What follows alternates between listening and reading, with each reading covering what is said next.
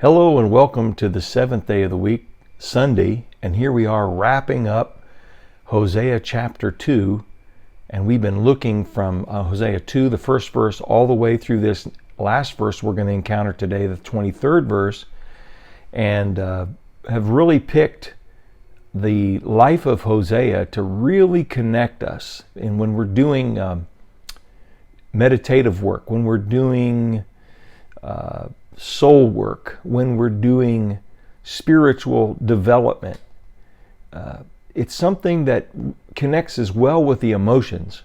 Some people avoid and are offended by emotions, but remember that God has made us with feelings, and they shouldn't rule us, but they inform us.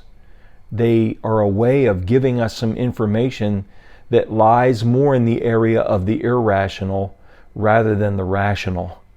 And so to become a balanced person, we need to realize that we are made in the image of God, and this idea of feelings and transcendence and irrationality is something which puts us as made in His image. And that's why we can look at the book of Hosea and dig in there and begin to identify with Hosea. And the reason that Hosea himself goes through an emotionally heart-wrenching, gut-wrenching time is that he becomes an example. He gets to play the role of a lifetime. He plays Yahweh, and he depicts what's going on between Yahweh, the God of Israel, and Israel, the people who are called by his name. And we see it come to life in his relationship with Gomer, the prostitute that he has married. And his firstborn son, Isreal, God shall sow. Second-born child, a daughter, Lo Ruhamah.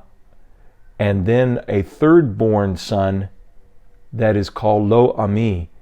And only one out of the three children are his.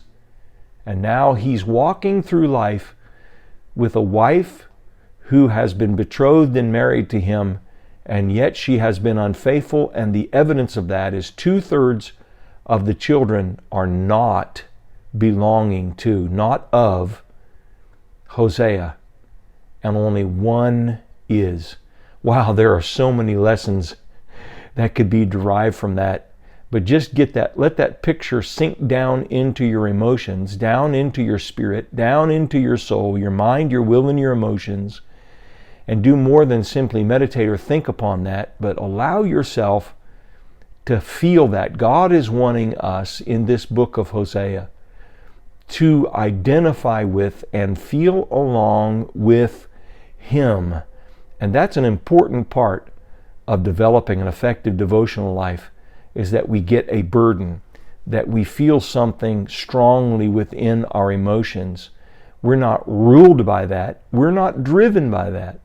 But we are partially inspired by that, and we are given a whole a level of information and a connection with some ideas and some imagery that allows us to connect with the heart of the living God. Isn't that a great revelation, and isn't that really a great privilege to play the role of a lifetime? So we dig now into the final verse of the return, Hosea's story of the third chapter, or second chapter. We're going to continue on in the story of Hosea and get a little more detail, and it is exactly fine for us to identify with Hosea, identify with the people of Israel, and allow ourselves to be confronted by this, as well as comforted by this and encouraged by this as we look into the future and have our hope strengthened and our faith strengthened. We should also, I think, this is a value statement, a statement of should or ought, maybe even a moral statement, that we should develop an affinity for and a burden for the people of Israel, the physical offspring of Abraham, Isaac, and Jacob, the nation of God's promise who are presently, for the most part, almost superabundantly estranged from Him.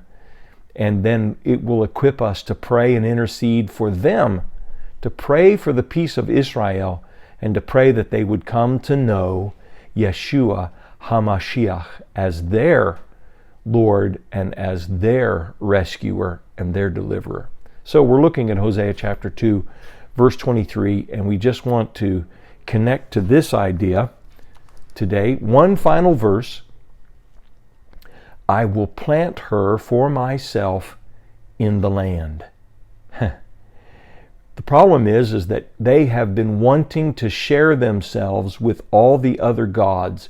And God had said, with His covenant with them, the first statement, thou shalt have no other gods before me. If we hear it in this context, hear it this way: you will not have any other husbands except for me. You're going to be a one-woman man, and you're going to be a one-man woman, and I'm going to be a one-woman man. This is a statement of utter and complete devotion. I will plant her for myself in the land. And this is a play on the word Isreal. God shall sow, or God shall plant. I will show my love to the one I called. What were they called? God calls it as it is and as He sees it in the present. Not my loved one. Why? This was an illegitimate child born from another husband, and was called Lo Ruhamah, a girl called Lo Ruhamah, not loved. I will say to those called, not my people, Lo Ami. These are not my people. You are my people. And here is such a critical key. And they will say, you are my God. Now, this is a restatement of something that's already occurred once in the ancient history of the beginnings of the seed of Israel. Somebody by the name of Jacob, before he was known as Israel. Do you know what happened in his life? He went away from his land. He had an angelic visitation or vision. He made the proposition that if the God of Abraham and Isaac, his father, would take care of him and prosper him, then maybe he would come to the point of considering this God of Abraham and Isaac as his God. But he always referred to Yahweh or El Shaddai as the God of my fathers. He comes to a wrestling point and a moment of truth. He's touched in the thigh after an all-night wrestling with a supernatural visitor, and he finds himself hobbling back, limping back to the camp. And he has a new testimony, and it's this.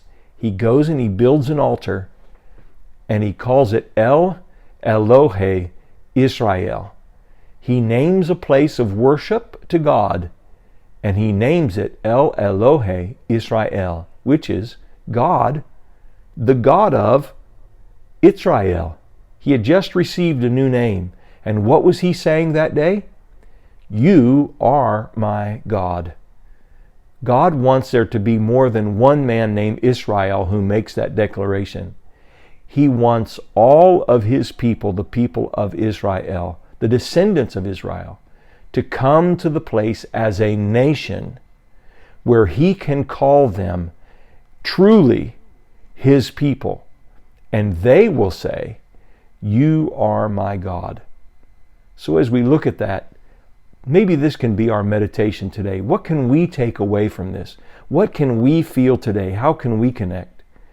That God wants to come into a deep, loving, intimate, and passionate relationship with His people. Whether they be the people of the earth that are called Israel, through a covenant with a man by the name of Abraham, that they would come to all of His precious promises and come and become faithful through faith in Him. And then we who are Gentiles, we get to be a part of that because we have placed our faith in His one and only Son, Jesus, the Christ of God. And what can we say today? We can say, even us who were not the people of God. Why were we not the people of God? We were the Gentiles. And what has happened by faith? He now calls us His people. We're called by His name. And we're looking forward to the acceptance by the people of Israel of the great God of heaven, the great Creator, who has singled them out to be His people upon the earth as a physical tribe, a physical nation, that He's wanting to accomplish some purposes through them in the physical earth. And we're still looking forward with anticipation that they're going to say, "You are my God." And so we can come back to this intimacy and say, I want to know God. And just as much as I want to know God, He wants to know me more and better. He's calling us into a place of deep compassion and deep connection and deep intimacy that's been opened to us by faith. Now, is that something great to meditate upon, or what? And then the bonus is that we can desire this and pray for this for the people of Israel, the people who are scattered, some 13 to 25 million people across the planet, some gathered in Israel and some in the United States, and others simply scattered amongst the nations of the earth, that they can all be regathered and find themselves planted in their land and knowing Him and calling Him their God. That's something worth praying for in our own life and connecting to, as well as praying for the people of Israel. The Lord bless you. Have a great day. Hope to see you tomorrow as we continue on in Hosea chapter 3.